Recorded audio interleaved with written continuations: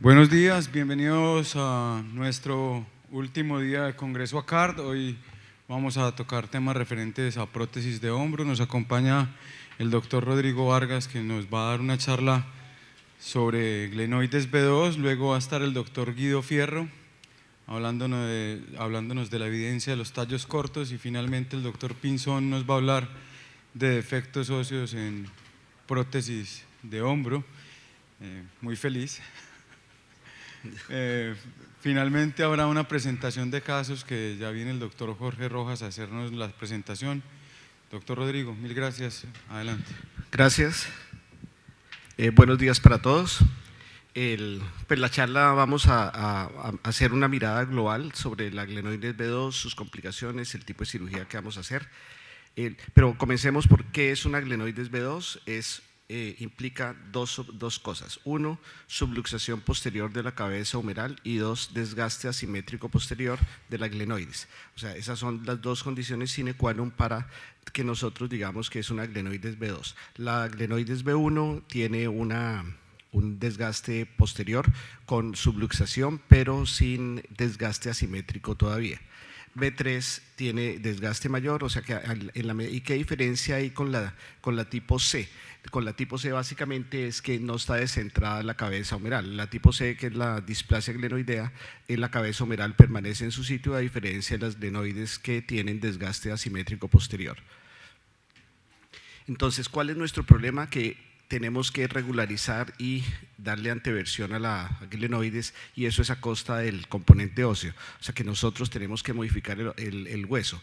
En la medida que nosotros tengamos que trabajar más la parte anterior, vamos a medializar también la zona de inserción de la base glenoidea, disminuyendo la eficiencia de los músculos. O sea que el tratamiento no solo es el que modificar la versión, sino evitar la disfunción muscular de los músculos del manguito rotador que permanezcan viables.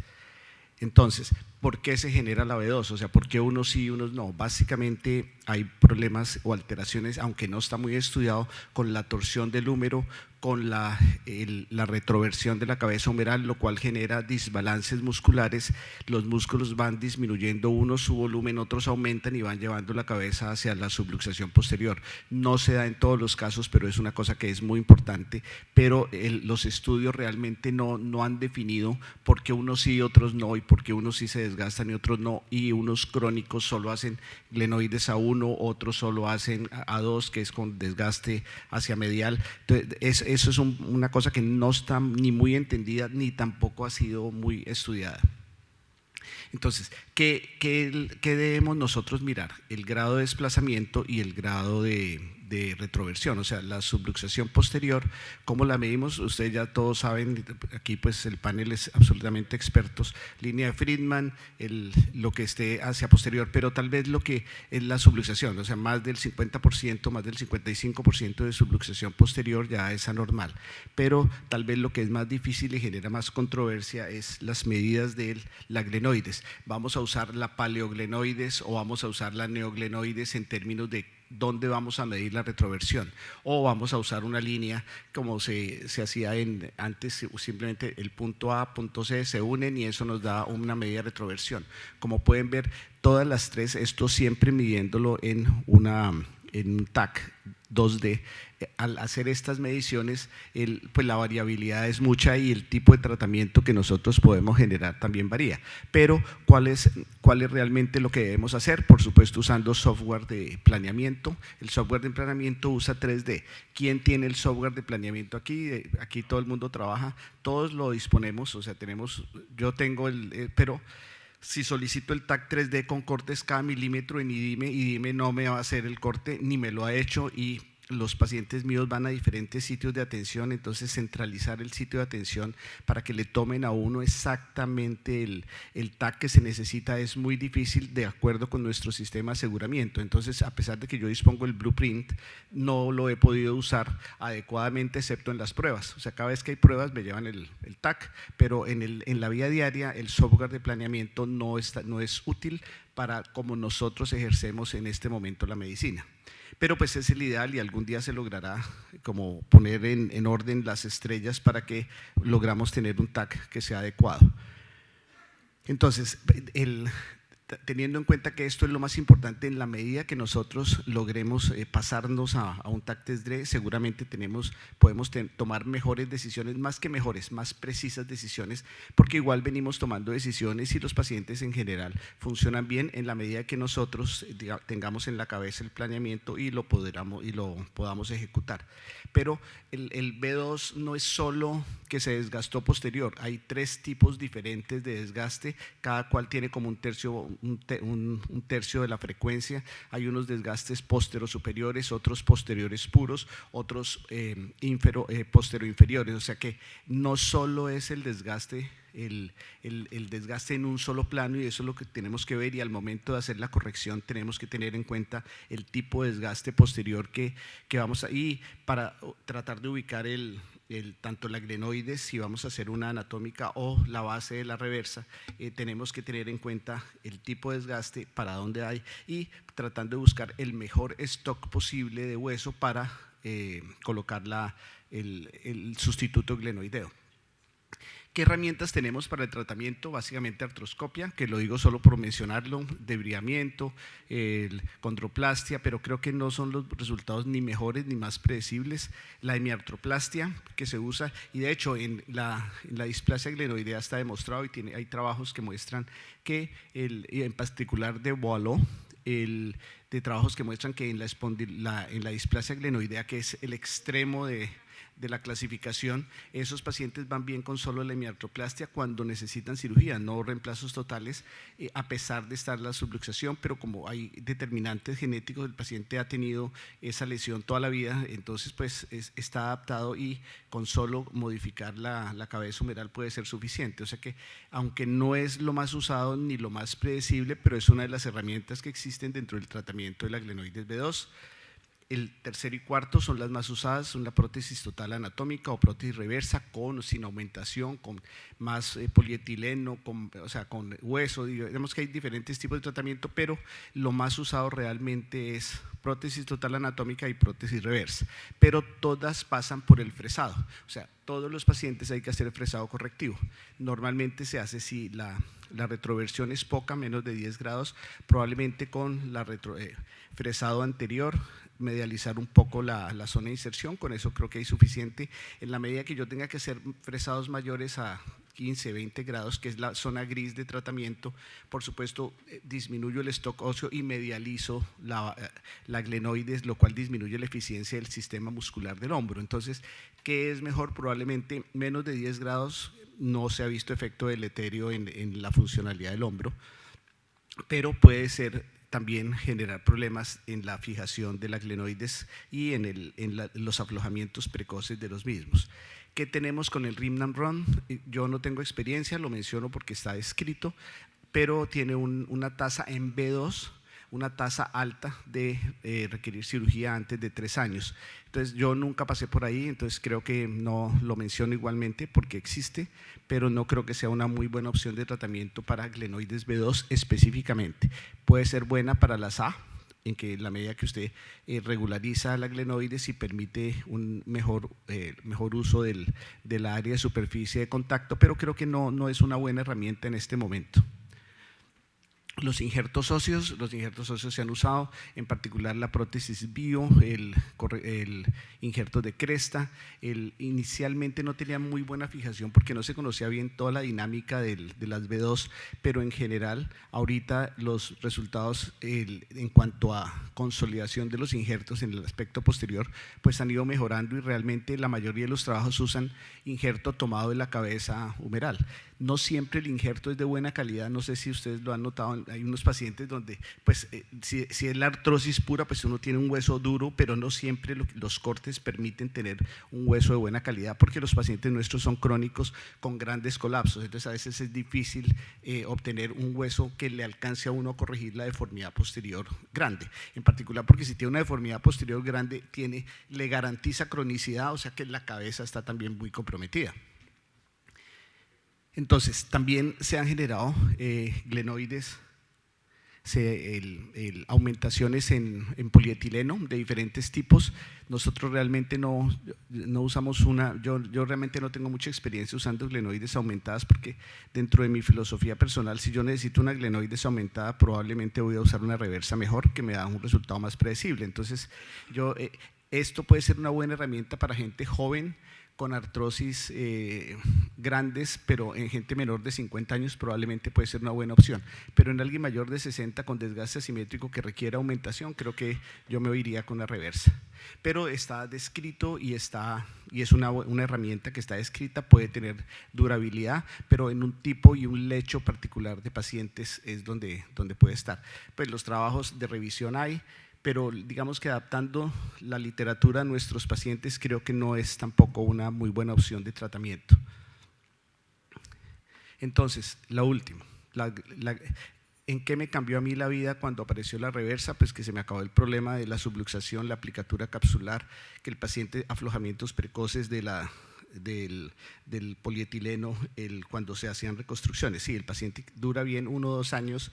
En la medida que uno no sigue los pacientes, es exitista con sus tratamientos. Yo tengo la oportunidad de seguir mis pacientes a largo plazo y pues me he vuelto la persona más humilde en la medida que hago tratamientos, porque lo que uno piensa que es un éxito en los primeros 6 meses, al año, a los 2 años ya no está en el éxito, a los 5 años los pacientes ya están con dolor y probablemente entre 7 y 8 años usted ya está haciendo las revisiones de sus exitosas cirugías de 7 años atrás, que para efectos de un reemplazo articular pues no es un buen resultado. En particular en las glenoides B2 el resultado era impredecible, aflojamientos precoces y subluxaciones o luxaciones de las prótesis frecuentes.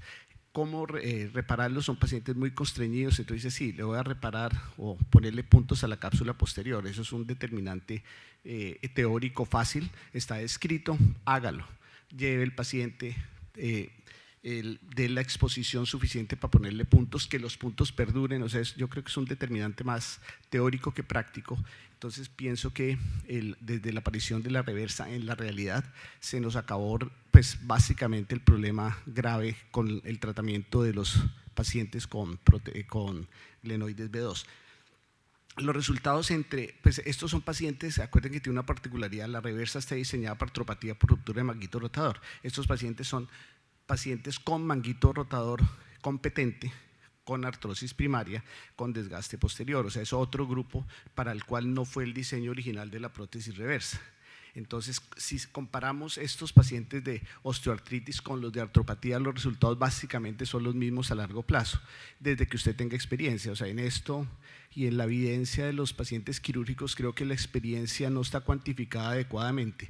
Si yo hago una cirugía al año de una prótesis, no me pueden cuantificar con respecto al que haga 50.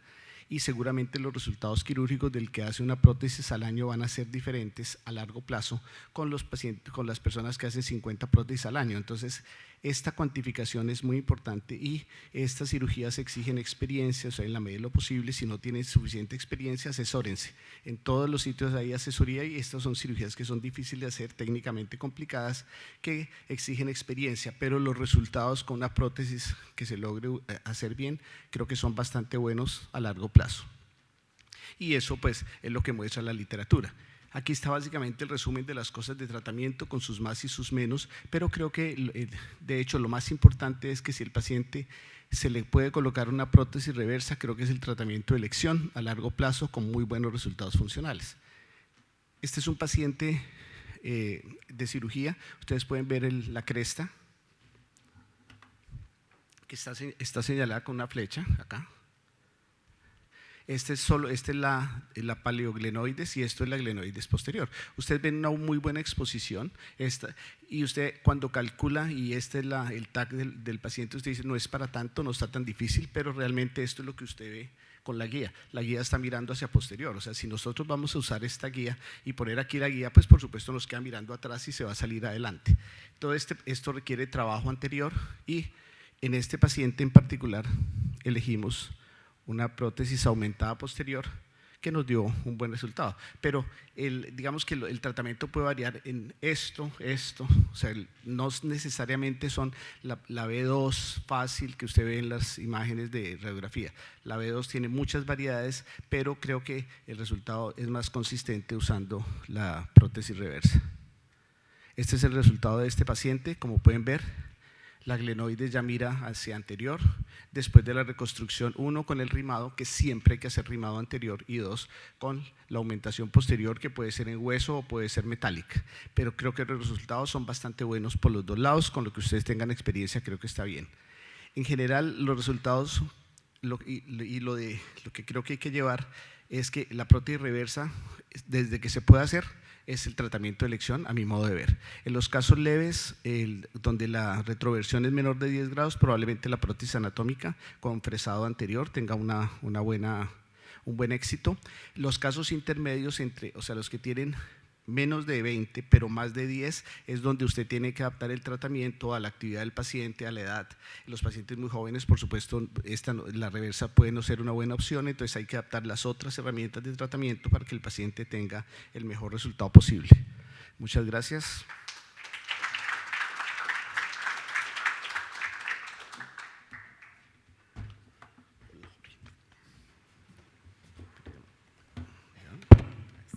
Buenos días.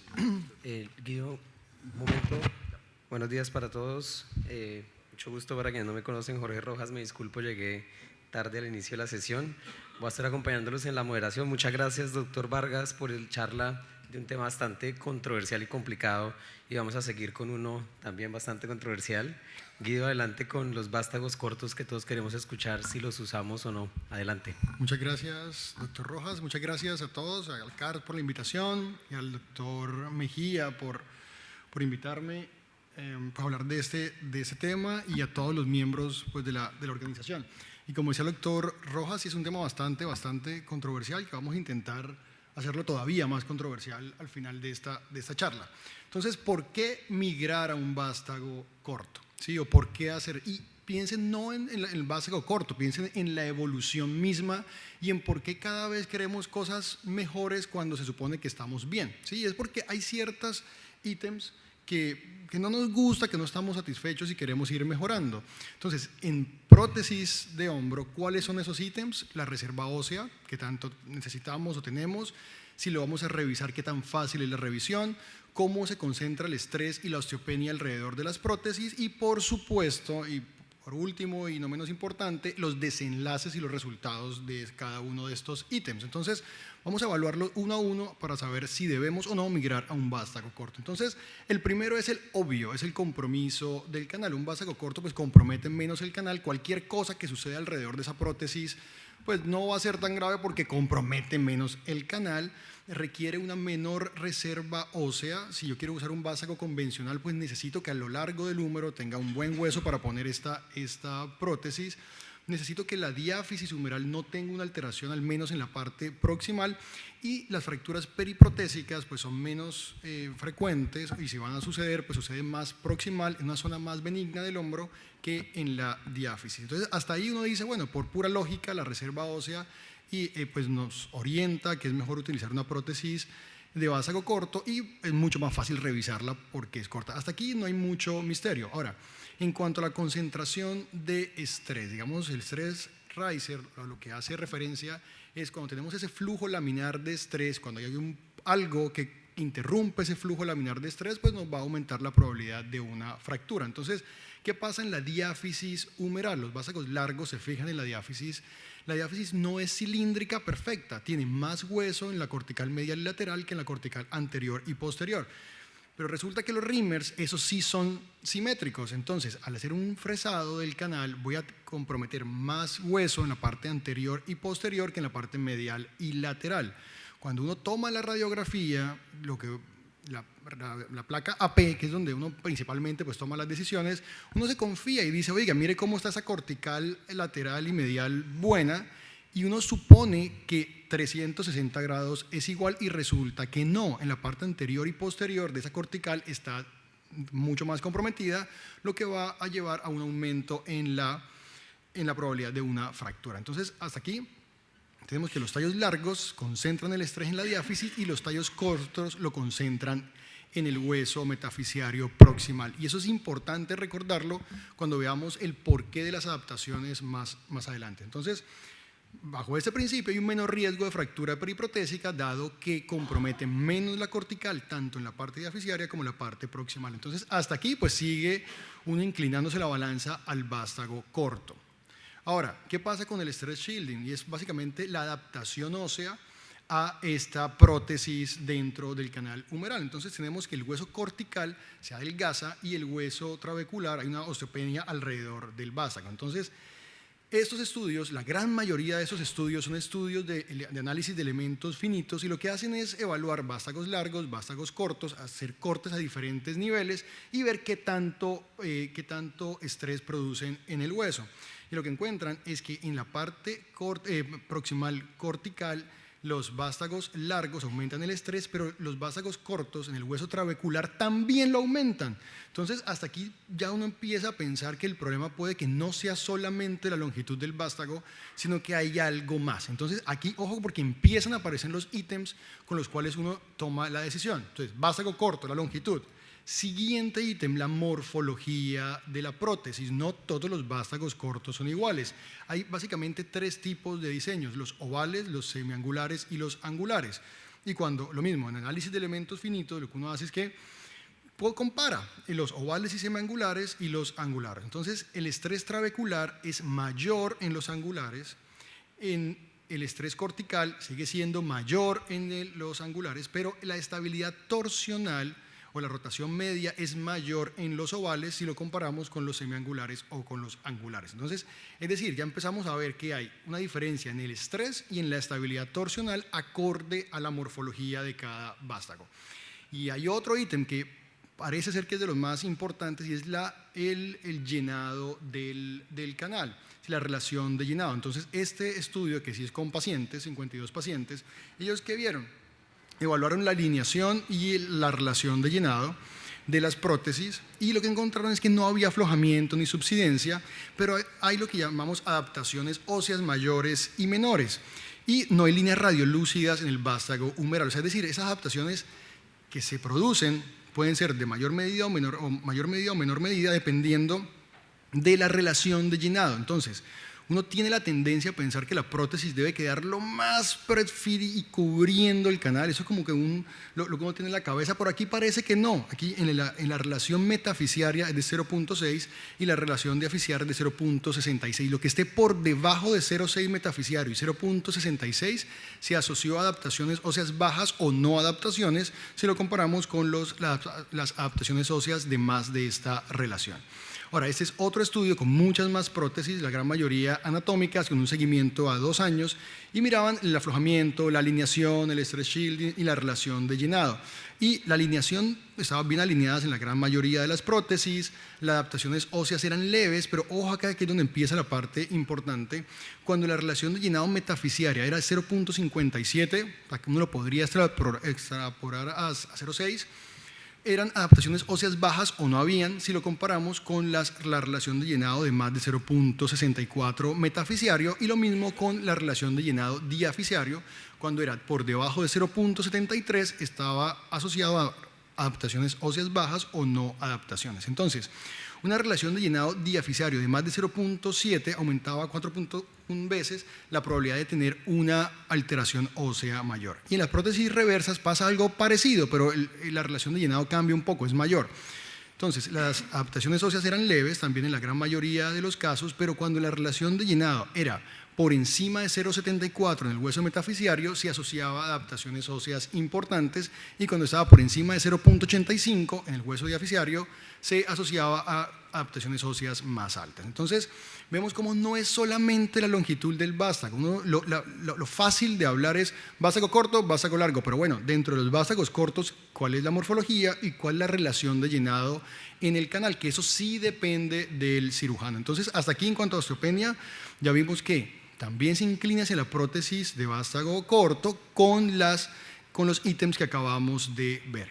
Y los desenlaces. Entonces, todo esto, pues sí, suena muy lógico, muy bonito, pero bueno, ¿qué dice la evidencia? Entonces, Estos son algunos, no voy a traerlos todos, pues, pero este es un artículo bastante interesante porque es multicéntrico, es retrospectivo, pero es la misma prótesis, solo cambia el vástago, la longitud del vástago, evidentemente, y el seguimiento es a 2 años. Y lo que encontramos es que el adelgazamiento en la cortical metafisaria medial es mayor en los vástagos largos y la osteolisis del cálcar también es mayor en los vástagos largos. Sin embargo, no había una diferencia en el tiempo de seguimiento, en el aflojamiento o en el recambio de la prótesis, y la alineación de la prótesis no parece afectar el desenlace, que eso es otra cosa que uno tiene en mente. Cuando uno pone el vástago corto, usualmente no queda tan bien alineado como el vástago largo porque su ancla es la diáfisis, es mucho más fácil. No parece que la alineación sea un problema acá. Entonces, esa es una revisión sistemática, son más de 800 hombros, seguimiento a casi 3 años. Y miren las complicaciones, aquí el punto es, son 2% de aflojamiento humeral, 3% de revisiones globales de las prótesis y 1% de revisión aséptica. Y ese es otro artículo, son 500 hombros, pero fíjense que las líneas radiolúcidas alrededor del húmero solo fueron reportados en 325 pacientes de los 555 y solo en 5 encontraron esto. Y cuando uno mira las complicaciones que ellos encuentran de hacer su revisión, pues se dan cuenta que estas complicaciones, uno no puede echarle la culpa de esas complicaciones a que sea el vástago corto. Fíjense que hay otras alteraciones, otras complicaciones que no necesariamente son por el tipo de vástago utilizado. Ahora, este estudio, que ya empiezan a comparar vástago largo cementado con vástago corto no cementado. Y aquí, ojo, porque esto es importante. Lo que yo escucho pues en el pasillo es como que la comparación del vástago largo y corto, no. Es vástago largo cementado con vástago corto no cementado, ¿sí? Este es este estudio. Lo que encontraron es que no hay diferencias funcionales, y eso sí en todos los estudios, por eso casi ni lo puse en las diapositivas, porque en todos los estudios hay mejoría funcional en las escalas, en expectativas, en fin. Pero el punto aquí es que sí hubo una mayor subsidencia con vástagos cortos no cementados hasta el primer año, pero entre el primer año y el segundo año no parece que esa diferencia se haya aumentado. Es decir, durante el primer año el vástago pues, se adapta y ya después no sigue aumentando esta subsidencia. Esta es otra revisión que lo que nos muestra básicamente, por eso traigo esta tabla, es que los estudios de vástago corto no tienen seguimiento de más de 3 años, y eso sí es una falencia en lo que uno quisiera encontrar en la literatura, pero ¿qué hacemos? Es lo que hay. Pero con esta evidencia de hasta 3 años sí parece que los vástagos cortos tienen una menor tasa de revisión, de osteopenia y subsidencia cuando los vástagos cortos son recubiertos o granullados. Ahora, ese estudio que vuelve y compara estos vástagos porosos, 74 prótesis, se dan cuenta que también encuentran con el vástago recubierto y poroso y granullado, hay un 40.5 de resorción ósea, pero lo que sí encuentran es que la relación de llenado de más de 0.55, o sea, casi 0.6, se asocia a estos cambios. Entonces, en conclusión, los vástagos cortos, si uno mira desde el punto de vista biomecánico, sí superan a los vástagos largos en cuanto a la lógica biomecánica, pero no todos los vástagos cortos son lo mismo. Entonces, antes de uno tomar la decisión si lo va a usar, si no lo va a usar, mire qué tipo de vástago estoy utilizando, de dónde está saliendo la evidencia del tipo de vástago que estoy utilizando, y dense en cuenta que si uno compara en el tiempo que hemos estudiado los vástagos cortos, pues sí son comparables a los vástagos largos. Muchísimas gracias.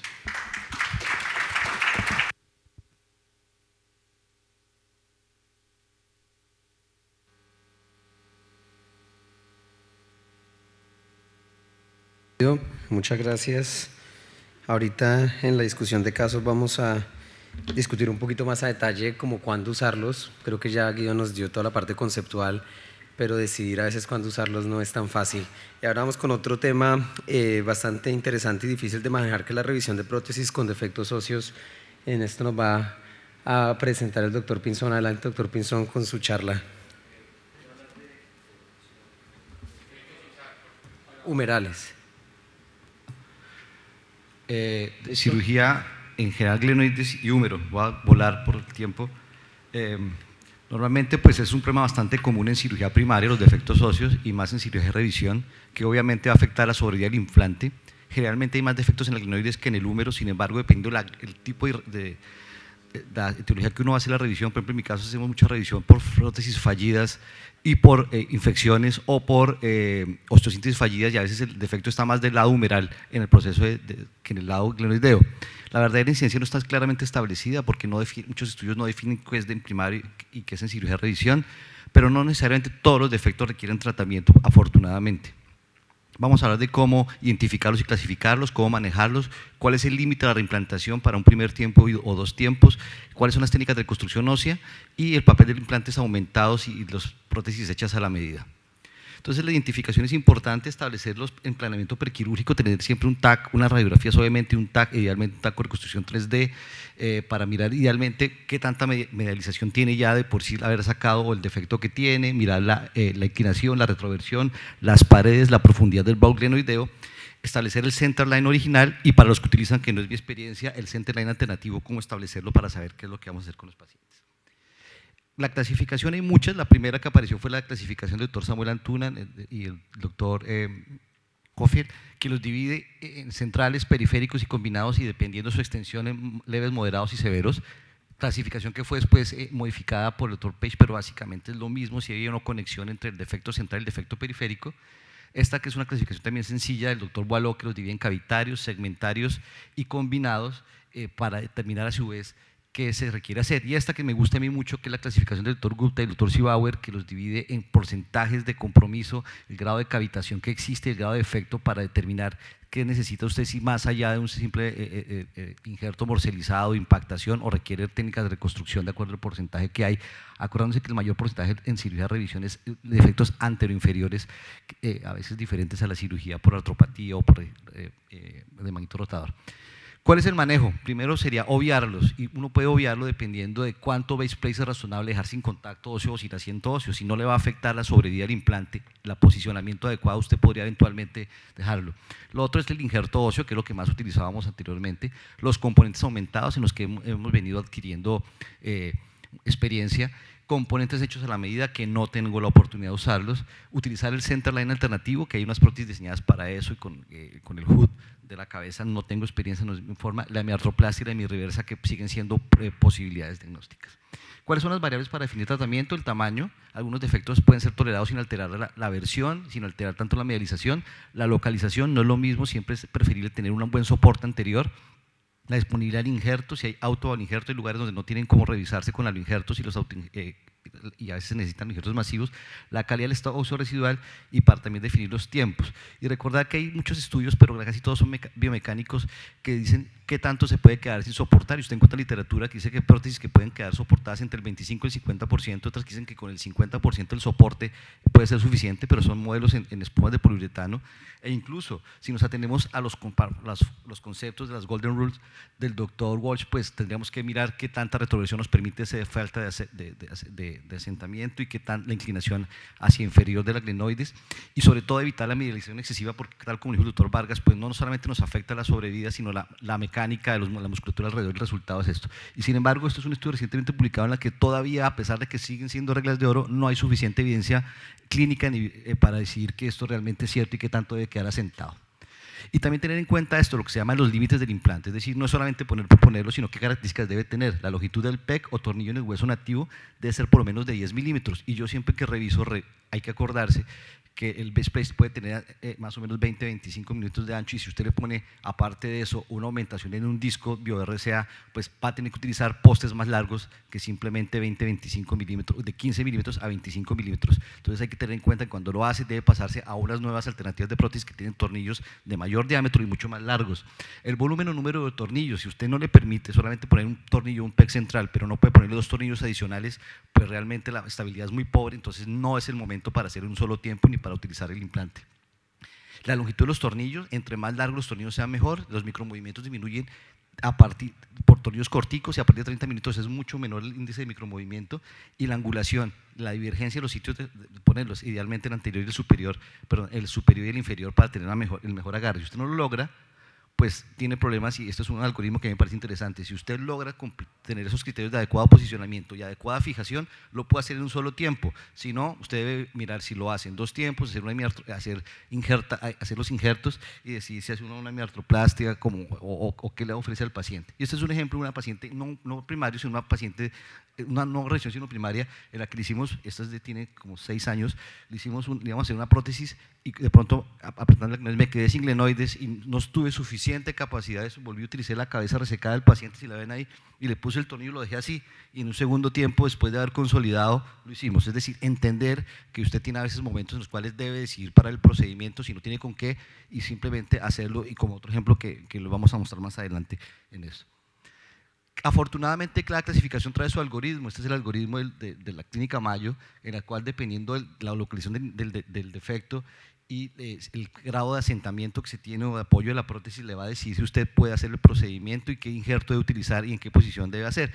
Pero en general, lo mismo lo hace la clasificación de Boileau para utilizar para defectos cavitarios injertos de hueso esponjoso, mientras que los defectos cementarios idealmente tener injertos estructurales o tricorticales, e idealmente hoy en día debe usted tener una combinación de injertos corticales, injertos para mejor asentamiento, menor subsidencia y disminuir la reabsorción, de combinación de injerto tricortical y un poquito de injerto de resto. Y vamos a empezar con casos clínicos. Es un paciente joven con una artroplastia total, con algunos defectos en la manera que hizo el corte y la altura, que tuvo un aflojamiento temprano, en la que sale fácilmente el componente humeral, sale fácilmente el componente glenoideo,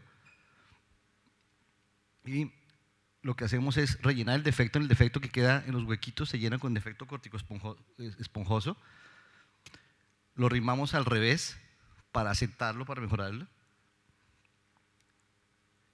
Luego utilizamos tornillos de todas maneras largos, y van a ver el implante que utilizamos, un implante que no es aumentado, pero sí es lateralizado para aumentar esa medialización que puede quedar residual y hacer la lateralización. Se revisa y ese es el resultado del posoperatorio. Entonces, la primera de estas es las técnicas utilizamos tornillos largos centrales, las técnicas de asentamiento, de fijación bien profunda en el baúl, o idealmente siempre a través del baúl, respetando la orientación de la retroversión y la inclinación inferior, que siempre debe ser nuestro objetivo en el procedimiento quirúrgico. Ahora vienen los componentes con aumentación metálica, que vienen simplemente lateralización o cuñas, hemicuñas, para utilizarlos, los que afortunadamente tenemos y los tenemos a la mano. Y yo tengo la posibilidad de este es un ejemplo de un paciente al que le hicieron en Estados Unidos una prótesis de la superficialización total, que le fue mal desde el posoperatorio inmediato, estuvo con dolor, con molestias, lo sometieron a 2 artroscopias, le hicieron biopsias, descartaron tejido, le hacían liberaciones capsulares, el paciente continuó con dolor, me consultó, le hicimos un retiro artroscópico de la componente glenoideo a este paciente. Esperamos un tiempo y el paciente siguió con dolor y con molestia. Eso es el defecto que le quedó, no lo llené en este momento. Le dejamos el seguimiento, siguió con dolor. Vino después de 2 años, un año más, dijo que no contaba más la molestia. Ese es el resultado de la evaluación del TAC, en el cual vemos que hay un defecto central. Igual, este es el procedimiento quirúrgico de revisión, sacamos el componente de la EMI, el tornillo central. Ahí está el defecto en central. Fíjese que aparte de estar cavitado hay una medialización. Rellenamos el defecto, pero igual de todas maneras utilizamos un componente lateralizado con un tornillo largo para poder utilizar la fijación. Mire el tornillo y el defecto era un poquito superior, y había cavitario, un poquito de defecto, alterada la retroversión, utilizamos una hemicuña para hacerlo. Ahí se ven las imágenes. Fíjese el posicionamiento del defecto. Espera que el pulso me está fallando. Ahí está, para verlo. ¿Dónde está? Esta es la localización del procedimiento quirúrgico. Este es un paciente mío al que yo le hice un reemplazo de hombro. No sé qué nos pasó ese día. Si ustedes se dan cuenta, mire dónde está la glenoides localizada inicialmente bien alta, la glenosfera bien alta, mal localizada. Tuvo a los 4 meses un trauma menor, no creo que el trauma haya tenido nada que ver, y tuvo esta luxación del componente, o falla del componente. Si uno le dice a la literatura, hay autores reconocidos que dejan a los pacientes de esa manera, con buenos resultados, lo dejan en ese posicionamiento y lo usan. Yo me sentí muy mal, de verdad, dije no lo puedo dejar así. Este es el TAC, en el cual hay un compromiso póstero superior de glenoides. Hubo una destrucción, a pesar, y además de que yo lo había puesto muy alto, el poste central, el tornillo central, Esta es la imagen de la revisión en la cual hacemos la extracción del glenoides, perdón, la velocidad, pero es para el tiempo. Ahí está localizado el defecto que es postero superior y utilizamos con un halo doble injerto. Hacemos la lateralización del disco, asimétrico como lo van a ver para utilizarlo en este paciente, tornillo largo, y fuera de eso con la otra parte del injerto lo tallamos y utilizamos como una cuña postero superior que la apilamos previamente para que podamos después, poniéndolo percutáneo como en los clavos, llegar a ese lugar y después decidimos si necesitamos fijarlo o no, dependiendo de la estabilidad que tengamos con la fijación inicial en el centro del pin y hacer la fijación. Lo montamos y en este caso se mantuvo estable, se comprimió con el disco del BioRCA, por llamarlo de esa manera, más del halo BioRCA, más con la fijación de los tornillos y no hubo necesidad de hacer la fijación. Este es el resultado posoperatorio con un TAC que muestra una adecuada fijación del baúl central, lateralización, retroversión restablecida y la altura y pues el honor nuevamente restituido. Vamos a los defectos del húmero proximal, esto sí que me parece muy interesante. Hay varias clasificaciones. La primera clasificación que yo conocí, la clasificación del Dr. Boal y del Boileau, lo dividen en defectos epifisiarios, metafisiarios y diafisiarios, y por debajo en la inserción del deltoides. Esta es una clasificación sencilla que lo utilizó hasta hace mucho poco, pero hace 2 años salió esta publicación muy interesante, FAROS, que es un estudio multicéntrico, incluyendo a varios autores norteamericanos y europeos, en los cuales hace una clasificación en zona 1, 2 y 3, pero lo mismo, epifisiario, metafisiario y diafisiario, por debajo o no del deltoides, y a su vez miran qué tan engrosado o no esté comprometido está la cortical y qué tan extendida está en interzonas el defecto, y a su vez decide qué hacer. No todos los defectos del húmero proximal son necesarios reponerlos. Hay pacientes que tienen secuelas de fracturas que tienen muy poca pérdida proximal o en la revisión se pierde ese poco uso y uno podía bollarlos, pero a veces uno puede hacer es recuperar tuberosidades si uno hace un estudio muy juicioso de las imágenes por si fue una secuela de una fractura o si fue secuelas de una miertroplastia que se resolvieron, de punto están ahí y usted las puede volver a llevar a su posición y eso le da una ventaja mecánica al paciente recuperarlas. Lo otro es compuesto a prótesis reversa y lo otro son los reemplazos metáfisos, diafisarios metálicos o prótesis tumorales con las que había mucha experiencia en cirugía oncológica, pero que como toda cirugía oncológica, después de que el paciente sobrevive mucho tiempo, hay algunos fallos en el procedimiento. Este es un ejemplo de un paciente que tuvo una infección por una fractura, una hemiartroplastia, con una pérdida, ahí están las tuberosidades, le hicieron un desviamiento amplio, ahí estaba las fistulizada, y simplemente nosotros me dio miedo, después de descartar fractura, le hicimos todo solamente con la reparación de una prótesis reversa, con la lateralización no le pusimos nada y tiene funcionamiento. Tiene como unos 7 años este paciente, pues está muy temprano, pero tiene una muy buena función. No hicimos absolutamente nada, lo obviamos, era una pérdida no muy grande del hueso y no lo hicimos. Pero lo normal es que con defectos cercanos a los 4 centímetros o 3, entre 4 centímetros en adelante, utilicemos compuestos aloprótesis. Y hay 2 técnicas para hacerlo, el cut mirror del Dr. Boileau o step cut del Dr. Mark Franklin, haciendo de esta manera, y este otro que es la manera en que lo hace el Dr. Frank Slim y el Dr. Sánchez Sotelo en la Clínica Mayo, que es en técnica en corte transverso y compresión. Yo no utilizo placas, no utilizo corte transverso. Mi experiencia, nosotros estamos haciendo la revisión, tenemos más de 21 casos ya haciéndolo la parte proximal del cut mirror. De esta manera, siempre pedimos un aloinjerto, ya sea con extensión de partes blandas, si tenemos la posibilidad de hacer una reconstrucción del manguito o solamente denudado la parte de abajo como estamos viendo, y siempre utilizamos de todas maneras la lateralización con el BioRCA porque siempre hay un grado de compromiso humeral. Entonces esto es lo que nosotros hacemos normalmente, hacemos una preparación, sacamos el disco y depende del disco del ancho de con qué lo vamos a revisar, y se hace una cirugía de prótesis reversa afuera, básicamente, y casi siempre utilizo en la mayor parte de las veces un diseño de gramón clásico. Eso es lo que hacemos en la parte externa, lo hacemos afuera, montamos el disco, hacemos la reposición de las glenoides, hacemos el corte del step cut, ahí los miramos, hacemos los cortes que sean congruentes con esa zona y vamos haciendo cortes largos y vamos bajando el corte para que no nos vamos a quedar corticos, porque el gran problema que tiene este tipo de cirugía es la inestabilidad residual que le puede quedar. Si usted se queda corto sin la pérdida de la compresión vertical, no hay nada que hacer. Y reducimos y hacemos reducciones y probamos y aumentamos y tenemos la posibilidad de aumentar hasta 15 milímetros en la parte proximal con los espaciadores de esto. Entonces es un ejemplo de una paciente que tuvo una fractura de húmero proximal, una luxofractura posterior, la diagnosticaron tarde, la llevaron a cirugía, en cirugía empezaron a hacer una resección de la parte proximal del húmero, alcanzaron a montar componentes de la prótesis, pero no pudieron reducirla, les quedó muy alto, muy bajo y empezaron a cortar y cuando se dieron cuenta no tenía hueso proximal, le pusieron un espaciador de cemento y nos fue remitida para hacer el manejo quirúrgico, pues, la posibilidad de hacer un compuesto aloprótesis. Ahí está. Este es el TAC, la acnoides realmente solamente estaba ligeramente medializada, pero tenía una pérdida del húmero proximal. Y eso es lo que nosotros hacemos la medida, ponemos la prótesis y miramos qué tanto defecto tiene el paciente en la parte proximal. Utilizamos el disco siempre, lo vamos haciendo el procedimiento quirúrgico aquí arriba, afuera, y este es el video de cómo es el procedimiento quirúrgico. Va súper rápido, pero es la idea, se hace la cirugía en la parte externa, vamos haciendo, y la parte externa se hace las mismas guías de retroversión. Uno tiene que con la experiencia mirar, aprender a medir el hueso, aprender a entenderlo para saber dónde hace la medida de retroversión, cómo hace los cortes, y yo no utilizo fijación con placa. El doctor Baló algunos de esos los haces con un clavo cementado en la parte distal y bloqueado sin necesidad de hacer el cerclaje. Yo utilizo el cerclaje no con alambre sino con nylon.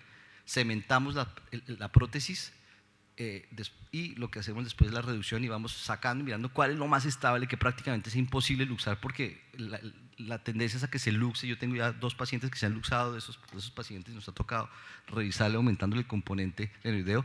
Este es el resultado posoperatorio inmediato y este es el resultado en el seguimiento. Esta tiene voz. Después de que tenía con ese su hombro autorización. caído tan horrible, ¿Cuánto lleva de operada, Lucía? 3 meses y unos días. Listo, levantemos los brazos a los lados. Eso, más que pueda. Forcémoslo un poquitico. No logré encontrar el video que mandó hace poco, me lo mandas con el número telefónico y no con la identificación, pero ya está en este momento con una movilidad completa de su hombro y está absolutamente feliz, tiene más de 3 años de la evolución y ya está integrado. Y finalmente, pacientes con pérdidas de uso proximal muy exageradas, miren esa pérdida ósea, 79 años de edad. Yo pacientes por encima de los 70, 75 años no me pongo a pelear con que si se va a integrar el injerto, con estas cosas, sino prefiero ponerle al paciente un compuesto, un reemplazo metafisiario largo. Fíjese, ella tuvo una herida por arma de fuego, le hicieron una artroplastia, así quedó la artroplastia en la parte de abajo, y después fue migrando, y ahí está el video, la función, y mire cómo escapa hacia la parte superior, y no puede mover el brazo.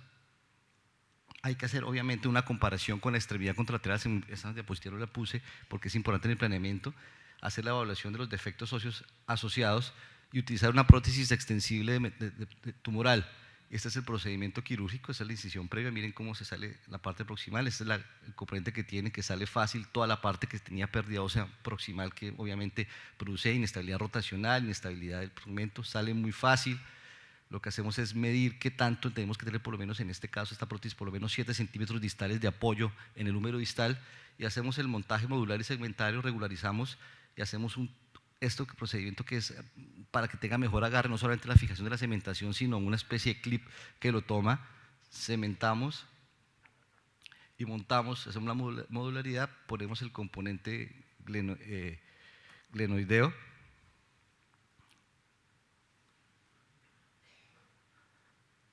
hacemos la extensión que es modular para ver qué es lo que usted necesita y luego volvemos lo mismo. Es muy importante jugar con la longitud y con la estabilidad vertical, porque si esto falla, pues esta revisión es un desastre estar haciendo esto. Y miramos cómo nos va con el resultado y hacer en este caso una reinserción del deltoides. Eso marca una diferencia importante. Si usted no le hace reinserción del deltoides, pues una prótesis reversa, ¿cómo funciona?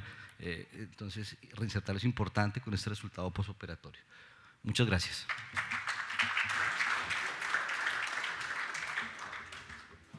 Muchas gracias, doctor Pinzón, excelente charla y buenísimos los casos. Vamos a pasar a la discusión de casos clínicos.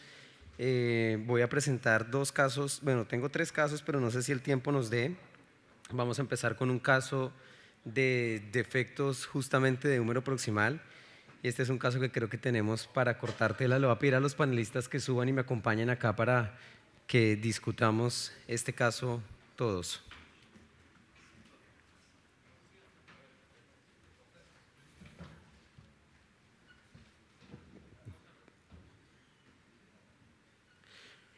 Bueno, este caso es un caso de defecto óseo en el parto proximal del húmero. Este caso tal vez es el caso más grave que yo he visto de esto. En este caso participé durante mi fellowship en Estados Unidos y quiero compartírselo. Es una mujer de 61 años, es abogada, está retirada de su trabajo justamente porque sufrió múltiples fracturas, tiene una osteogénesis imperfecta tarda de una variante que no fue clasificada por los expertos que la vieron y osteoporosis. Ella está en tratamiento con denosumab, tiene infecciones múltiples por una deficiencia de IgG, mejor dicho, la paciente más complicada que uno no quiere tener, y se cayó sobre el hombro izquierdo, y después de esa caída sufrió esta fractura que ustedes ven en la radiografía. Entonces, algunos de los panelistas, ¿qué le harían a esta fractura ustedes con la paciente que les comenté, 61 años, y con los antecedentes que les dije? ¿En ese momento sabían de los antecedentes? Sí. Pues pues con esos antecedentes yo intentaría no operarla. Absolutamente de acuerdo. Yo preferiría manejo conservador también. Doctor Pinzón, igual. Sí, no tiene un criterio de desplazamiento. No sé si en la Y se alcanza a ver un desplazamiento anterior leve, pero creo que no creo que no. Intentaría, o sea, no tiene ningún criterio desde el punto de vista de los criterios de NIE y los criterios de Hartel para hacer un procedimiento quirúrgico en esta paciente, y si es abogada menos. De acuerdo, entonces, tratamiento no quirúrgico. Yo quería llamar la atención porque la fractura no parece quirúrgica, pero la paciente tiene, después mirándole de manera retrospectiva, tenía factores de riesgo para no unión altos.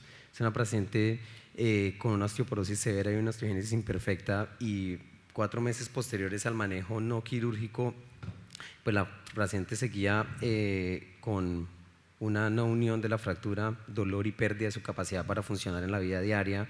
Ella refería hormigueo y entumecimiento en el brazo, un TAC cervical con cambios degenerativos y una resonancia del hombro que se vio en ese momento que mostraba una no unión de la fractura, una pequeña rotura del manguito rotador del supraespinoso y patología degenerativa del labrum. Y estas son las radiografías 4 meses posteriores a la fractura, y ahí es cuando consulta inicialmente con nosotros en la consulta de hombro y codo. En ese momento, pues ustedes ya están viendo la fractura. Esa fractura está tomando un camino que uno no esperaría. Es una fractura que se está reabsorbiendo, que no está uniendo, pero inicialmente la paciente no quería operarse, y 8 meses, 4 meses después de la primera consulta, 8 meses después, está con estas radiografías. Entonces, a mí me gustaría escuchar opciones. Doctor Pinzón, ¿qué le hacemos a esta paciente? 8 meses de la fractura, limitación para actividades de la vida diaria y dolor permanente que no le permite hacer sus cosas cotidianas. A mí me gusta aplicar un criterio de la clasificación de secuelas de fractura húmero proximal para prótesis, de la clasificación del doctor Boileau, en la cual decide si hay una continuidad o no, un alineamiento o no de los procedimientos para decidir si rescata la cabeza, si involucra el procedimiento quirúrgico, y si es un candidato o no a una artroplastia esta paciente. Pues definitivamente lo que yo no le haría a ella sería intentar bajo de esas condiciones hacer un procedimiento tipo cura pseudoartrosis. Ni le intentaría poner un injerto en peroné, ni le trataría de poner absolutamente nada de eso, porque creo que bajo la misma condición del paciente no lo es. Yo intentaría hacerle un procedimiento, si le logro rescatar las tuberosidades de alguna manera, intentaría hacerle un procedimiento tipo ¿cuántos años tiene? 61. 61 años, una hemiartroplastia con un tallo modular por si acaso, y hacerle una EMI con un adecuado amarrado de las tuberosidades y obviamente el manejo de todo lo que es la parte metabólica para facilitar la consolidación de la paciente. Tenemos una pregunta acá en el auditorio. Alfredo, qué pena no. Sí, yo creo que antes de pensar en qué tratamiento se le va a ofrecer a esta paciente con este desastre, podría decir uno, yo creo que habría que estudiarle muy bien la parte de que no sea una fractura patológica, ¿no? Es una paciente, es raro que una paciente con una osteoporosis, que vemos muchas, con ese grado ella tiene una osteogénesis imperfecta. Una osteogénesis, pero habría que pensar en estudiarle algunas otras cosas, pienso yo. No sé ya cómo sería el desenlace, pero pienso que habría que estudiar algo un poco más a fondo y no sé con qué estudios. Ok, sí, me parece. Doctor Vargas. A mí siempre me preocupa la columna cervical, en la medida que cuando yo tengo coexistencia, patología de columna cervical con patología del hombro, normalmente trato de solucionar el hombro, la columna cervical primero, por si hay casos de pacientes que hacen reabsorción ósea por neuroartropatías, por cosas derivadas de problemas neurológicos, que en este caso particular puede ser. Pero ya digamos que si me enfoco como patología única en el hombro, creo que el tratamiento único y más predecible para la pseudoartrosis en húmero proximal de pacientes mayores es la prótesis reversa. ¿Usted Yo creo diría me que se iría- va por una prótesis de una reversa? vez me haría una prótesis Guido, reversa. ¿qué opina? ¿Miartroplastia o prótesis Yo- reversa? prótesis reversa también sí, con esa imagen inicial, donde todo se veía tan benigno a nivel biológico, pasó esto, pues muy probablemente intentando hacer algo de reconstrucción o biología vamos a tener el mismo resultado. Creo que también sin pensarlo haría una prótesis reversa, sabiendo que con el mismo problema metabólico podríamos tener algo en la diáfisis una vez esté el vástago dentro del canal. Eso podría aumentar el problema de la osteolisis, pero sí me iría por una reversa. Es bien importante ese punto y yo creo que yo también me inclinaría hacia una prótesis reversa. En la clasificación de las maluniones del húmero proximal, esto sería una malunión tipo 3, que son maluniones donde uno tendría que hacer una osteotomía de las tuberosidades para poder poner el vástago y poder reconstruir este hombro, y en esos casos, si en una paciente que tiene un alto riesgo de no unión de esas tuberosidades, yo creo que uno correría de pronto mucho riesgo haciendo una miartroplastia. Yo me inclinaría también hacia una prótesis reversa, y eso fue lo que se hizo para solucionar este caso, y esta paciente recibió una prótesis reversa para solucionar este problema. Esto fue 8 meses después de la fractura. Hicimos un reemplazo total de hombro reverso con el sistema de Zimmer, una reconstrucción proximal de las tuberosidades. De todas maneras, se puso injerto óseo de la cabeza humeral para ayudar a reconstruir las tuberosidades y a ponerlas en su sitio, y este es el resultado posoperatorio de esa reconstrucción de prótesis reversa. ¿Tienen algún comentario de esta reconstrucción? ¿Algo que hubieran hecho diferente? ¿Alguna cosa? Guido, ¿cómo ve esta reconstrucción? Ahí ustedes ven el injerto de la cabeza humeral en la parte de arriba de la tuberosidad, que estaba tratando de darle un poco más de soporte a esas tuberosidades para tratar de que esas tuberosidades consolidaran. A mí personalmente no me gusta. Me parece que la imagen no es lo que con lo que yo quisiera salir de cirugía, de la esterilización, sobre todo del cálcar medial que yo creo que necesita. Esto tiene dos problemas, este tipo de reconstrucciones o esos defectos óseos. Produce una inestabilidad vertical, produce una inestabilidad del procedimiento, y fuera de eso los componentes, que este no es un componente modular, los desacopla. Este no es un componente modular, pero los puedes acoplar, y dependen mucho de la integridad del cálcar, ese tipo de cosas. Entonces yo hubiera preferido, si íbamos a hacer una prótesis reversa, yo hubiera hecho un compuesto aloprótesis de una vez. No habría recurrido al hueso, que no es bueno, ¿cierto? Si ya voy a entrar en gastos, pues voy en gastos con todos los juguetes. Ya creo que voy. Pero Buen punto. ahí, Guido, ¿qué opina? Es válido y estoy de acuerdo, pero al mismo tiempo, si hay un problema metabólico acá, intentar con un halo, también estoy corriendo el riesgo de que ese problema metabólico se pase al halo. Primero. Segundo, no hay metáfisis de las tuberosidades. De hecho, me sorprendí lo bien que quedaron, porque yo hubiera pensado que no hubiesen podido reconstruirlas, y casi que hubiese aceptado, hubiese intentado que la parte mecánica de la prótesis, en cuanto a versiones, me diera el grado de movimiento que quiero con esa paciente, y sacrificaría lo que las tuberosidades me dieran, porque para serle franco, no pensé que lo hubieran podido reconstruir así también. Creo que el problema de esa paciente no es solo de fractura, es un problema metabólico, vuelvo al principio, y creo que hubiese tratado resumiendo, de sopesar el problema metabólico con mecánica de la prótesis. Pero o sea, tú hubieras es decir, hecho… un vástago, igual. Tú hubieras hecho esta solución, esta Sí, misma una solución. prótesis reversa. Doctor Vargas, ¿qué solución le hubiera ofrecido No, o qué hubiera hecho tengo- diferente? No, yo creo que no hubiera lateralizado el componente glenoideo. Me parece que yo debo garantizar. Con esta paciente arrancamos con manguito rotor intacto, normal. Sí. Entonces asumimos que está normal dentro de la parte proximal de la fractura, porque no tiene por qué desaparecer, porque pues, la fractura fue subcapital.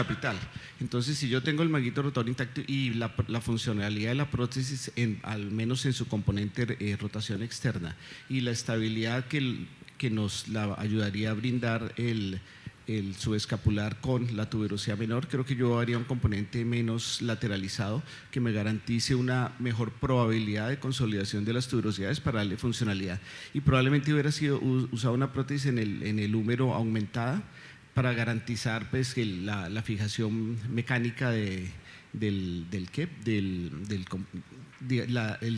sostén del componente humeral. Pero creo que probablemente si yo lo medializo un poco, haciendo un poquito la cabeza, creo que hubiera tenido menos problemas óseos, o puedo aumentarlo con un halo, pero yo tendría también el problema, como dice el doctor Fierro, de garantizar la consolidación. Yo creo que lo hubiera aumentado y el medializado del componente glenoideo. Cuando usted dice aumentar el componente humeral, ¿se refiere a una megaprótesis, a una Sí, prótesis una prótesis de aumentación, sí. de tumor? Sí, Ok. o aumentarla con la prótesis de extensión metafisiaria.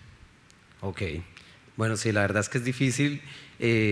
La opinión del doctor Pinzón es completamente válida y la de ustedes también. Las dos opciones, uno no queda. Es una decisión difícil acerca de si este húmero proximal era suficiente para hacer una reconstrucción con una primaria o era mejor de una vez manejarlo como un defecto óseo del húmero proximal y abordarlo de tal manera con un APC, con un aloinjerto, un compuesto aloinjerto prótesis o con una megaprótesis. Esta fue la solución y pues la paciente continuó con dolor y falta de movimiento. 3 meses de la cirugía, seguía las tuberosidades sin unir. Todos los estudios para infección, la PCR era negativa, la BSG fue negativa, pero como continuaba con dolor, se decidió hacer una aspiración de líquido articular en la que crecieron una especie de estafilococo coagulasa negativa, una colonia y Propionibacterium, una colonia. La paciente 6 meses posoperatorio está en esta situación que ustedes ven en las radiografías con esos cultivos que les comenté. Ustedes están viendo que eso no está consolidando. ¿Qué opciones de tratamiento hacemos en este momento? ¿La dejamos quieta? ¿La operamos? ¿Qué hacemos? Doctor Pinzón. Jorge, ¿le puedo pedir un favor? Claro, doctor. Puede volver la primera. Es que si usted ve la primera imagen aquí a la izquierda, mientras el posoperatorio, creo que ya hay cambios, ya hay signos de aflojamiento, creo que ya el segmento se ve completamente.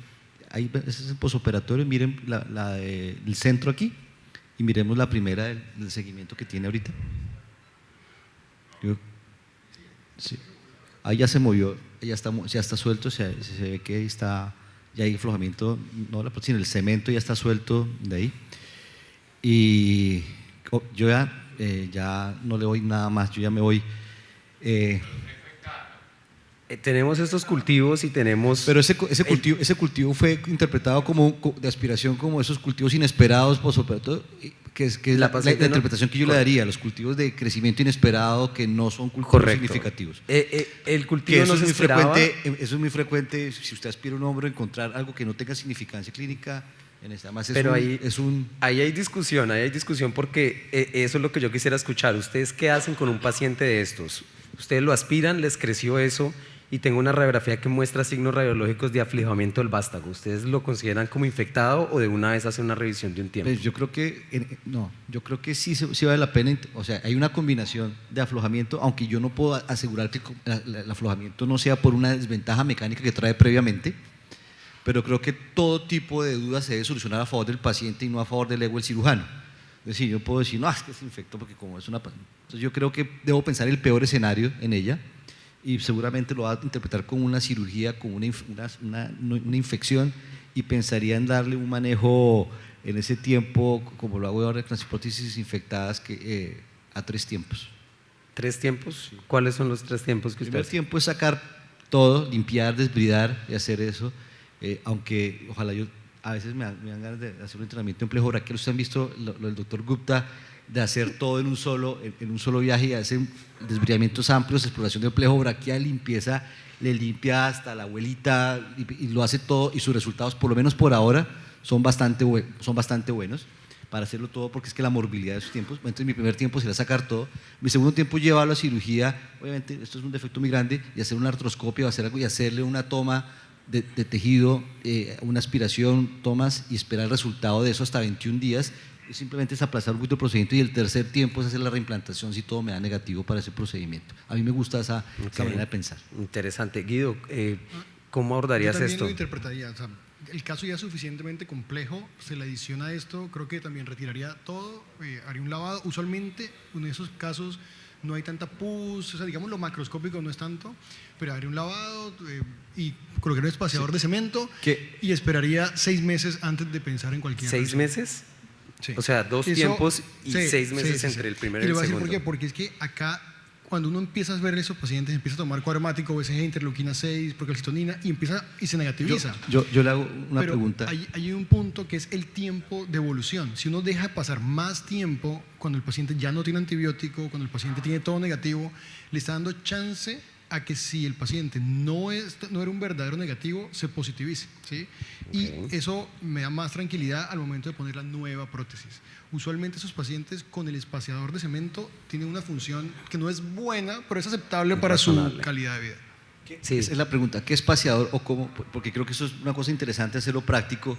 Para decir la longitud de efecto, entonces ese tipo de qué tipo de espaciador que no se nos vaya a fracturar, porque conseguimos aquí conseguimos un Prostalac, entre comillas, cortico, una hemiartroplastia chiquita, que ahí no llega. Ese era un buen punto que yo quería tocar, porque yo personalmente en el tiempo que llevo acá en Colombia no he usado y yo no sé cuál es el que está disponible, qué hay disponible acá, qué tenemos. Y también para... Hay uno de Prostalac ¿Cómo se llama este? Es el corto, ¿sí? No, hombre, sí, es corto, no es largo. Entonces, son 10 centímetros. No, para esta paciente no hay disponible. Usted, doctor Vargas, ¿usted qué le haría a esta paciente? ¿También yo soy igualmente, digamos que me parece suicida pensar que no está infectado teniendo en cuenta que tiene un déficit de IgG y tiene dolor, limitación de función, o sea, todo lo que da una prótesis, una infección de baja virulencia, o sea, dolor, disfunción, signos de aflojamiento y un cultivo positivo, o sea que digamos que pensar que no está infectada pues me parece que es irracional en este momento.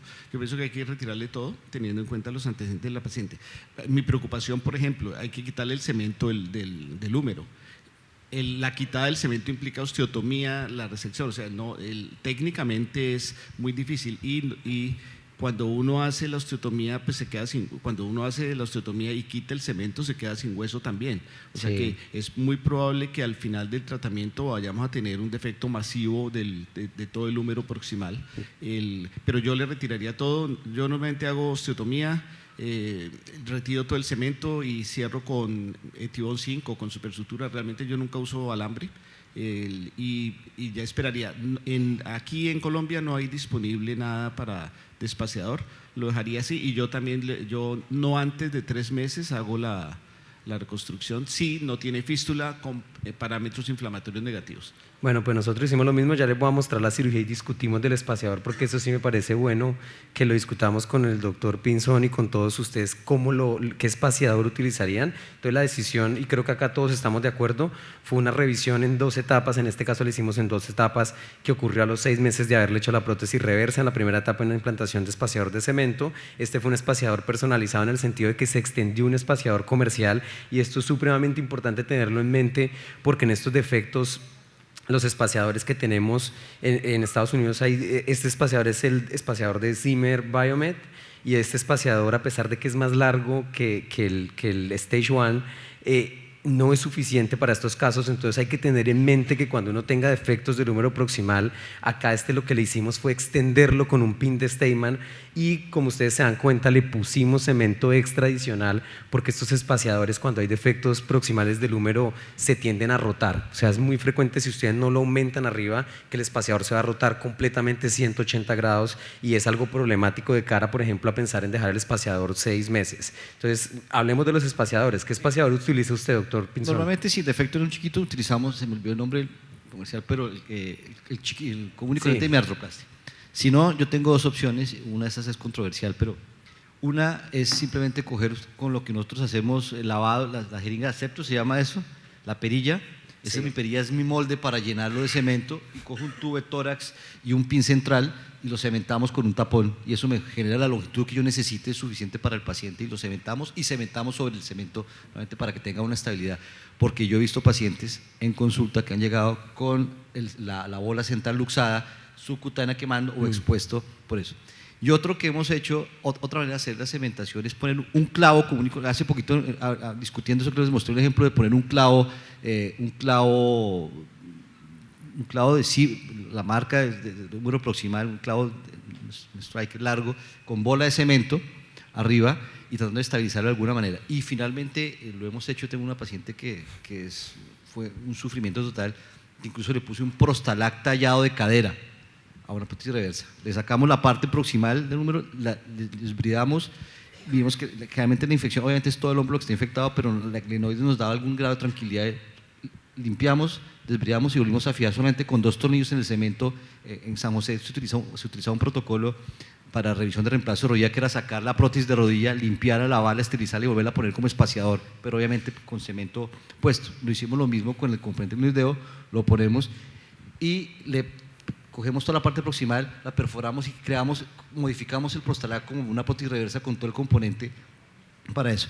Y funciona bien porque le da algún grado de función al paciente y le da estabilidad. Por ahí, el que quiera, le muestro las imágenes, para eso lo hemos hecho 2 o 3 veces, pero es algo temporal. O sea, esto Sí. en algún momento se va a luxar, esto en algún Sí. momento va a fallar, esto es un paciente que uno no lo puede perder porque ese es el paciente que después va a llegar a algún lugar y dicen qué fue lo que le hicieron, cómo le fueron a dejar así, porque eso tiene que estar usted con ese paciente encima porque es muy fácilmente se sale, se parte o se afloja. Buenísimas las ¿Qué ideas. antibióticos están usando? Porque lo otro es el antibiótico. La vancomicina puede funcionar si a uno lo autoriza el comité de infecciones. O sea, nosotros tenemos en el hospital un rollo con conseguir vancomicina, porque si uno necesita vancomicina para aplicar, entonces necesita permisos, autorizaciones, como en 3 niveles para que le suministren a uno. Entonces, finalmente terminamos usando, si no hay, no Pero- se consigue pero yo comercial. creo Nosotros a este le adicionamos vancomicina, de hecho. Nosotros lo O sea, a hacemos- este de tobramicina y se le adicionó 1 gramo de vancomicina. Yo creo que en eso hay que agradecer a los cirujanos de columna que desde que les autorizaron cerrar la herida y poner la vancomicina en polvo, nos abrió una ventana a los demás especialistas para poder utilizarlo. Entonces esa pelea con el comité de infecciones ya se acabó. Eso ya... Una eso es decir, pregunta, tener una pregunta, doctor Pinzón. Yo le escuché que usted cementaba la parte de abajo del espaciador. ¿Usted cementa el espaciador abajo? No, arriba, para Arriba, que quede agarradito, ahí como está aquí, exacto, porque si no también... Ese es un punto importante. No, que abajo yo- no, imagínese, Sí, ahí sí, pero, un collar, pero la palabra es un pasa, collarete. pero pasa, nosotros revisamos espaciadores y pues a pesar de que parezca obvio, yo creo que es importante para todos que nos quede claro que nunca metamos cemento No, abajo, nos complicamos porque la- revisar esos espaciadores es imposible. En esto lo que hacemos nosotros también es, si ustedes se dan cuenta, se le pone un poquito de cemento acá como Un collarete. un collarete, acá como abrazando en la unión entre el espaciador y el hueso, y ese cemento pues sí es fácil de quitar porque está por fuera.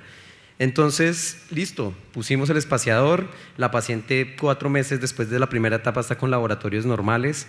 ¿Qué hacemos ahora? ¿Cómo revisamos esto en la segunda etapa? Escucho opciones, empecemos con el doctor Vargas por este lado. ¿Cómo lo va a revisar, doctor, en la segunda etapa? ¿Qué le vamos a hacer a esta paciente para reconstruir ese hombro? Pues si la paciente llega a cirugía, porque sorprendentemente Sí, mis sí llegó. pacientes, mis pacientes que con espaciador, yo tengo pacientes con 5 años de espaciador que no han querido volverse a operar porque no tienen dolor, funcionan por debajo de 90 grados Sí. y no tienen. Entonces, si llegase a cirugía y me llega a mí, probablemente no, yo pienso que le haría una megaprótesis, una prótesis de las usadas en tumores. Creo que es el tratamiento de elección, porque asumimos que no hay buena calidad ósea, la posibilidad de infección, la cirugía va a ser más corta. Yo pienso que cirugías reconstructivas mayores en este escenario pues es una cosa contraproducente. Pienso que entre más rápido mejor, y una prótesis de reconstrucción tumoral creo que es lo mejor. Guido. Y lo más Igual, preciso. igual. O sea, creo que- ¿Consideraría un creo que APC, Guido, para yo esto, no- un aquí aliogerto? yo no optaría ALO porque ya hemos hablado, intentaría lo mismo que el doctor Vargas, con la consideración de aquí la glenoides ya puede empezar empezar a jugar porque el espaciador empieza a horadar la glena y empieza ahora a tener un defecto no solo en el húmero, sino en la glenoides. Esa sería como mi consideración en el planeamiento quirúrgico. Si no hay nada en la glenoides, haría lo mismo que el doctor Doctor Vargas. Pinzón, igual. Mismo, pero ahí tiene una cosa clara y es que eso se llama resultados de con expectativas limitadas. Es decir, ella dentro de sus quejas, además del dolor, es que no mueve el hombro, ¿cierto? Entonces ella lo único que le queda ahora es deltoides, seguramente, para poder reinsertar. No tiene nada de manguito rotador, entonces lo único que le va a dar volverle a dar algo de movilidad es una prótesis, pero una prótesis tumoral, porque no pensaría con antecedente de infección y con el problema metabólico ya montarle un compuesto aloprótesis. Entonces, eso fue lo que hicimos correctamente. Utilizamos una megaprótesis, esta es la de Zimmer Biomed. Acá en Colombia tenemos disponible Exactec, pero básicamente es muy similar. Y este es el resultado posoperatorio de la paciente. La cirugía, por supuesto, bastante complicada y hubo extravasación de cemento. Y yo quiero escuchar a ustedes cuando les ha pasado esto, si les ha pasado que se les ha extravasado el cemento, ¿qué hacen? ¿Hacen algo? ¿Dejan eso ahí? ¿Algún comentario al respecto? Doctor Vargas, ¿usted le ha pasado esto? Sí, claro, pero pues desde que no se dañe el nervio radial creo que lo dejo quieto. No, yo no me preocupo. Pero sí, cuando se extravasa, justo se extravasa es donde está el nervio radial.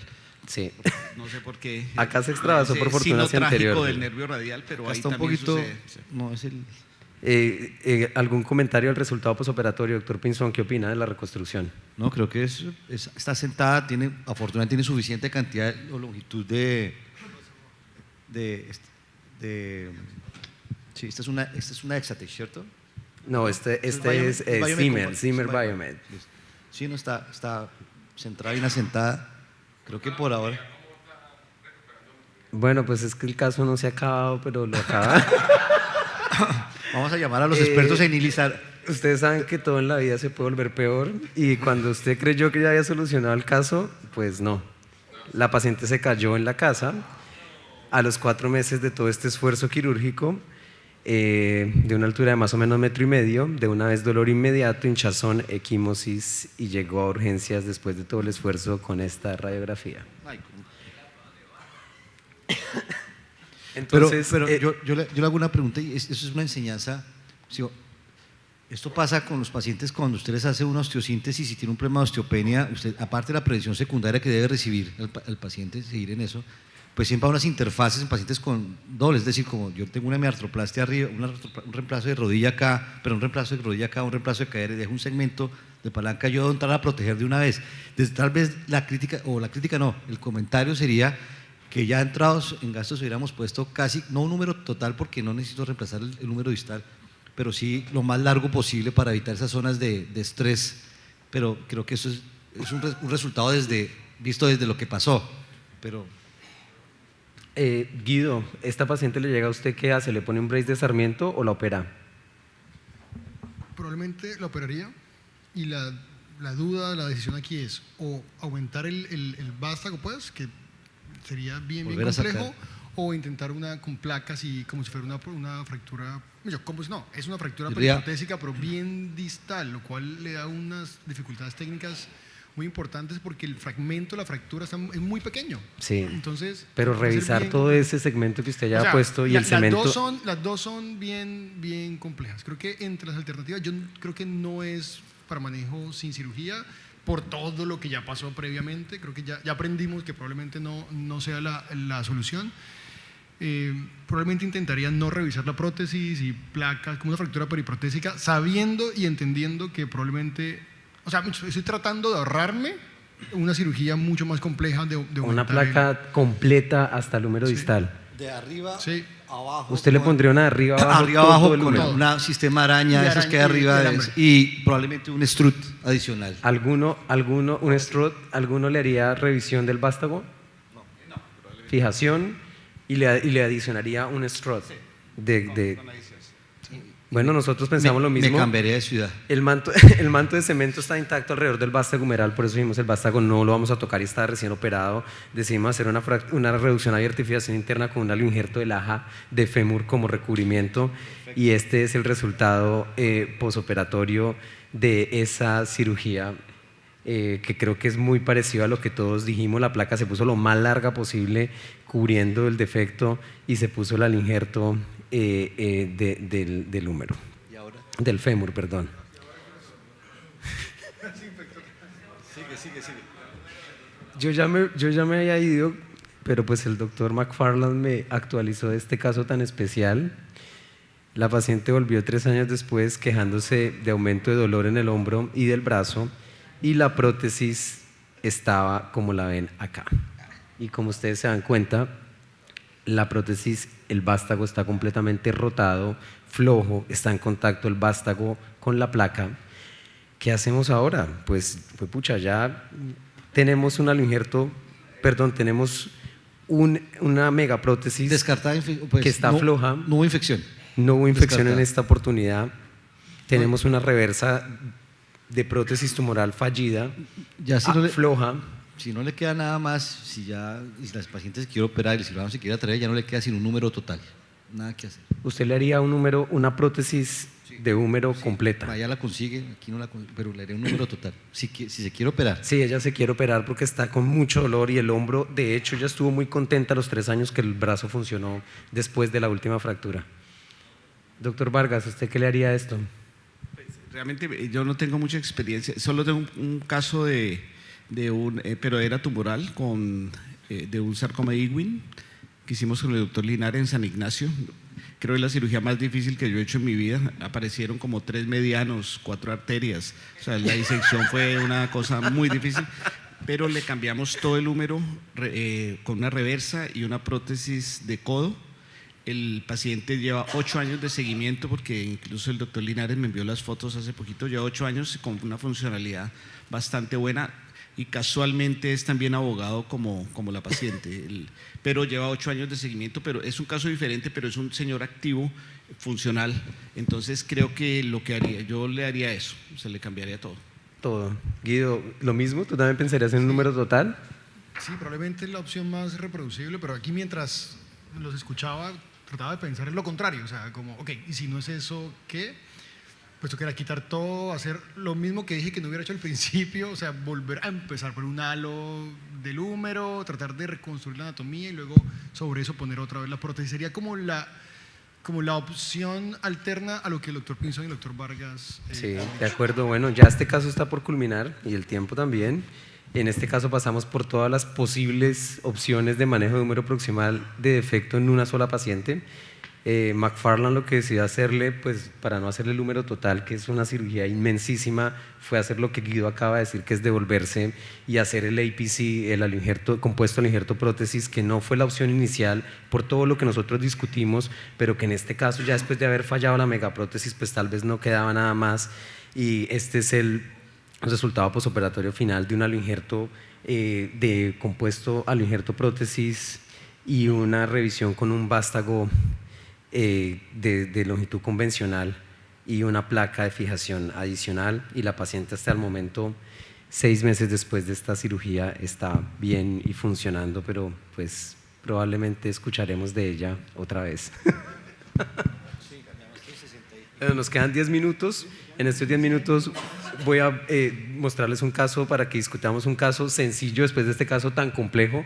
Yo creo que este caso puede ser el peor caso de defectos de húmero proximal. Terminó con una solución que yo creo que en este momento es muy buena, pero un caso que creo que ninguno de nosotros quisiéramos tener. Este caso de defecto óseo de la glenoides es un caso sencillo, simplemente es para que discutamos qué haría cada uno de nosotros con este caso en los últimos 10 minutos. Este es un hombre de 82 años, es retirado, tiene dolor en el hombro derecho de muchos años de evolución. El paciente ha intentado manejo conservador, muchos años antes le han recomendado un reemplazo de hombro, pero él lo había diferido, pero ya está con limitación marcada para el movimiento, y este es un paciente de esos pacientes que vemos con limitación severa del movimiento. Este paciente estaba casi con una contractura en rotación, no estaba en rotación interna, pero llegaba a neutro, no movía más de neutro, y tenía más o menos unos 90 o 100 grados de elevación. Estas son las radiografías del hombro. Entonces, en estas radiografías del hombro, Guido, ¿qué comentario tienes de esta radiografía? ¿Qué te preocupa de este hombro para reconstruirlo? Ya el paciente está decidido para hacerse un reemplazo. Creo que, digamos, en mi cabeza dividiría el problema. Húmero, glenoides, en el húmero casi que yo puedo ver el corte nítido, entonces ya el defecto de la cabeza humeral como que se me va de la cabeza, porque sé que desde la huella de la inserción del manguito, o sea, el cálcar, haría el corte ya. Y en cuanto a la glenoides, sí veo que hay un defecto óseo inferior y probablemente posterior en la glena. El osteofito gigante, creo que en cirugía uno lo quita fácilmente y puede ver aún mejor la glenoides. O sea, No lo quitamos tan fácilmente. Mi aproximación inicial al caso. ¿Pero anatómica o reversa? Reversa, por supuesto. ¿Por qué le harías una reversa? Tiene 82 años, estas son las radiografías. ¿Por qué le harías una reversa? Tu respuesta fue, por supuesto. ¿Por qué, por supuesto? Empezando por los 82 años.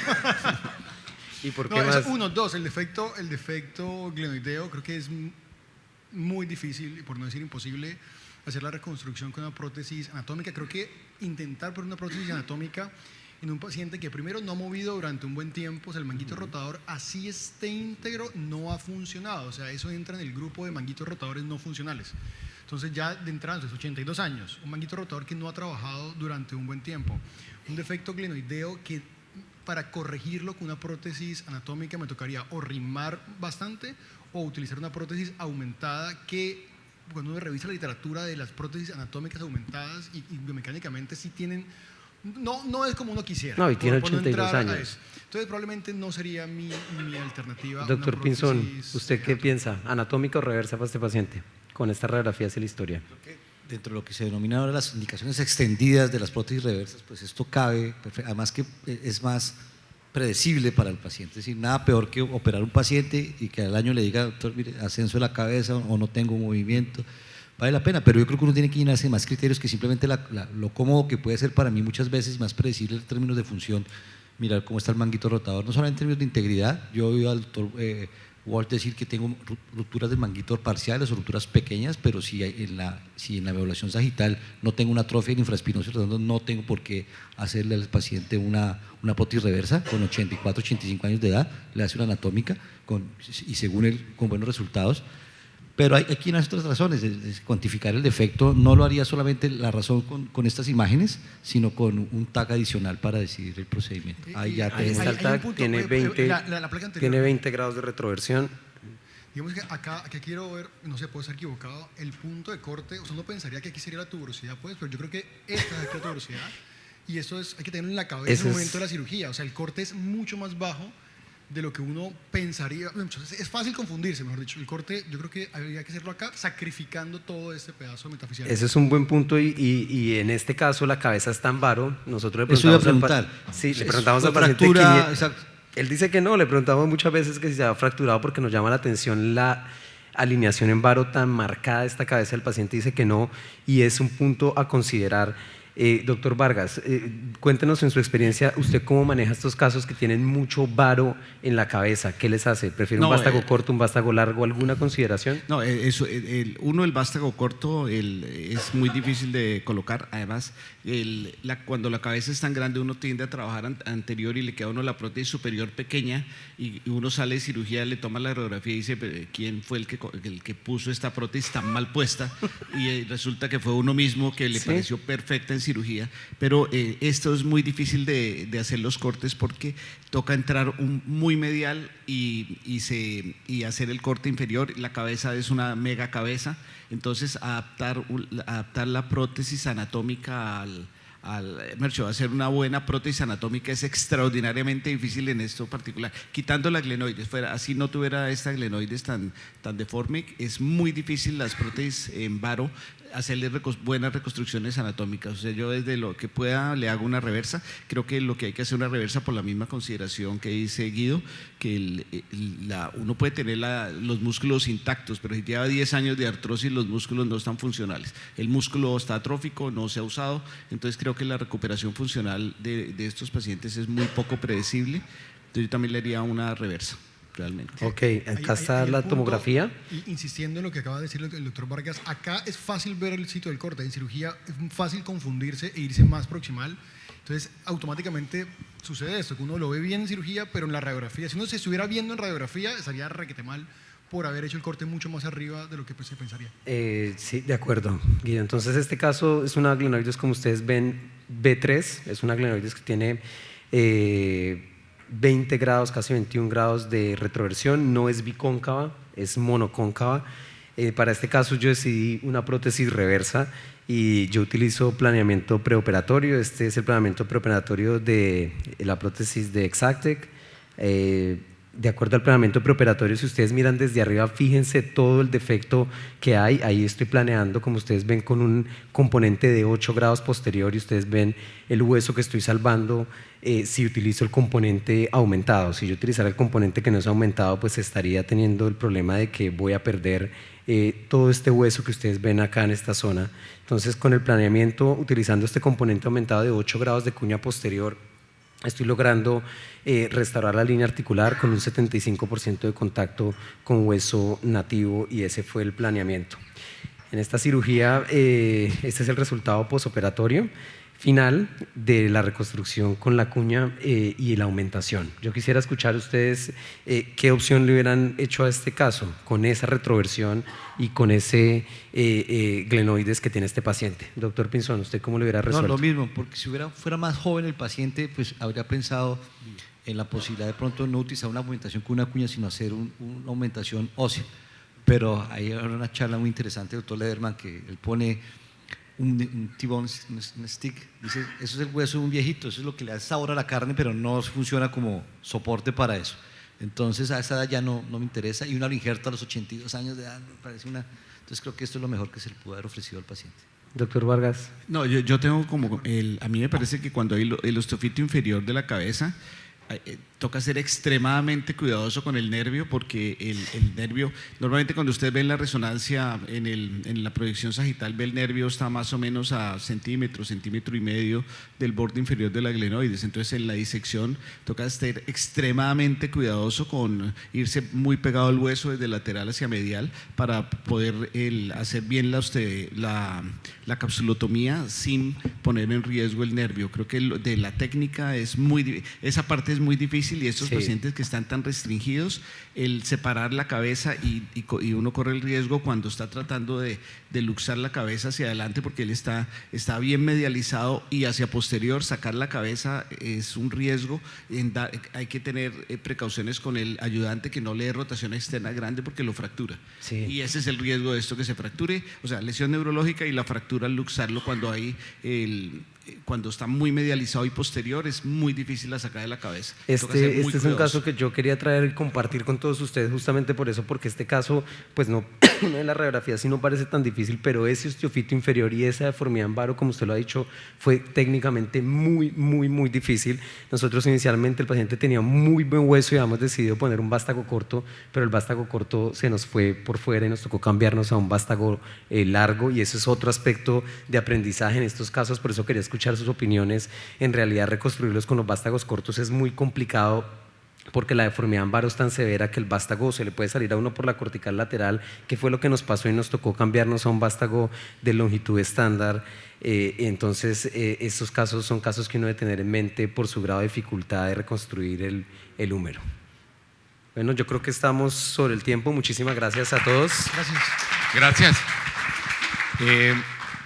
30 minutos de este coffee para terminar con lo último de nuestro congreso, que es temas complejos de difícil solución para que todos nos ayudemos. Una fotico, gracias, por favor, una fotico. En 3 años toca la